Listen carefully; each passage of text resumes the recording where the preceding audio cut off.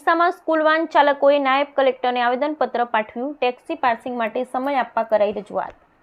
રાજકોટના અગ્નિકાંડ થયા બાદ શાળાઓ ખુલતા પોલીસ તંત્ર દ્વારા સ્કૂલ વાન અને સ્કૂલ રિક્ષાઓ સામે કડકાઈથી કાર્યવાહી કરાતા ડીસામાં સ્કૂલ વાન સંચાલકો દ્વારા નાયબ કલેક્ટરને આવેદનપત્ર આપી પોલીસ દ્વારા કરાતી હેરાનગતિ બંધ કરવા માટે રજૂઆત કરવામાં આવી હતી।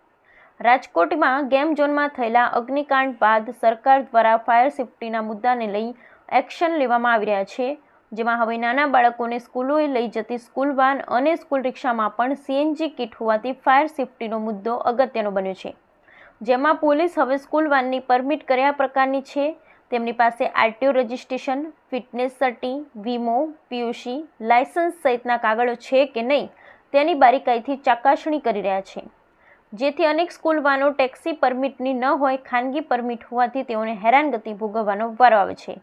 જેથી આજે ડીસાના સરદાર બાગમાં સ્કૂલ વાન એસોસિએશન દ્વારા બેઠક યોજી હતી।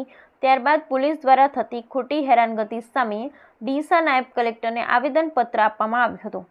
આવેદનપત્રમાં જણાવ્યું હતું કે તમામ લોકોની રોજીરોટી આધાર સ્કૂલ વાન છે, તેઓને વેકેશન દરમિયાન કોઈ ધંધો રોજગાર મળતો નથી, તેમજ તંત્ર કહે તે રીતે તેઓ ફાયર સેફ્ટી રાખી સ્કૂલ વાન ચલાવવા તૈયાર છે, જેથી સરકાર દ્વારા ટેક્સી પાર્સિંગ માટે થોડો મહિનાનો સમય આપે અને પોલીસ દ્વારા કરાતી ખોટી હેરાનગતિ કરવાની બંધ કરાય તે માટે નાયબ કલેક્ટરને રજૂઆત કરવામાં આવી હતી। કલ્પેટ ડ્રાઈવર, સ્કૂલ વાન ડ્રાઈવરો અમે બધા સરકારશ્રીને એટલું નિવેદન કરીએ કે તમે લોકો ટેક્સી પાર્સિંગનું અમને કહ્યું, પણ અમારા પાસે હમણાં ટેક્સી પાર્સિંગ કરવાની કોઈ સગવડ નથી, તો કહેતો તમે અમને એની મુદ્દત આપો। અને બીજું કે આટલા 2 મહિનાથી સ્કૂલ વાનો બધી બંધ હતી અને હવે અમારો ધંધો રોજગાર સ્કૂલ વાન ઉપર નભે છે। અમારા બહેરા છોકરાનું ગુજરાન અમે સ્કૂલ વાન ઉપર ચલાવીએ છીએ અને તમે કહેતા હોય તો અમે ગાડીના અંદર બીજું બધું રાખવા તૈયાર છીએ। ફાયર સેફ્ટી છે, બોટલ રિન્યુ છે, પીયુસી, વીમો, કાગળિયા બધા ઓકે રાખવા તૈયાર છીએ। અને સરકાર એમ કહે છે કે તમે ઓછા બાળકમાં તૈયાર છે, પણ એ પ્રમાણે મોંઘવારીને ધ્યાનમાં રાખીને અમારે વાલી પાસેથી ભાડું લેવું કઈ રીતના? હવે જે બાળકનું ભાડું 600 રૂપિયા ચાલતું અમે એકદમ 1000 રૂપિયા કરીએ, બિચારી સામે વાલી પણ એ ભાડું કઈ રીતના આપી શકે?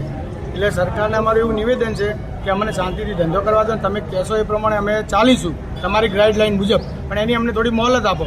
અને ખોટી રીતે ગાડીઓ ડિટેન કરો તો તમે 10,000 15,000 દંડ ફટકારો તો બિચારો આમ માણસ ગાડી બી ખોવે, પૈસા એની જોડે હોય નહીં, તે કઈ રીતના ચલાવી શકીએ અમે? એટલે થોડું સરકારને એટલું ધ્યાન દોરીએ કે ભાઈ અમને શાંતિથી ધંધો કરવા દે અને તમે કહેશો એ પ્રમાણે તમારી ગાઈડલાઈન પ્રમાણે અમે ચાલીશું અને ખોટી રીતે કોઈ ગાડીવાળાને હેરાન ના કરે, એટલી સરકારને પોલીસશ્રીને અમારી નમ્ર વિનંતી। ભાઈ સ્કૂલ વેન માલિક, અમે છેલ્લા 20 વર્ષથી સ્કૂલ વેનનો ધંધો કરીએ છીએ અને ગાડીના બાળકો સારી રીતે લઈ જઈએ અને લાવીએ છીએ। આજ દાડો કોઈ બનાવ બન્યો નથી અને સરકારશ્રીને અમે માને કહીએ રજૂઆત કરીએ કે અમારી ગાડી અમારી રીતે સમજતાથી છોકરા ભરીશું અને કોઈ ફરિયાદ આવશે નહીં અને અમે અમારી કાગળિયા ઓકે રાખીશું, જેથી કરીને એમને આવનાર સમયમાં હેરાન ન કરે એવી અમને સરકારશ્રી પોલીસને નમ્રતાથી વિનંતી કરું।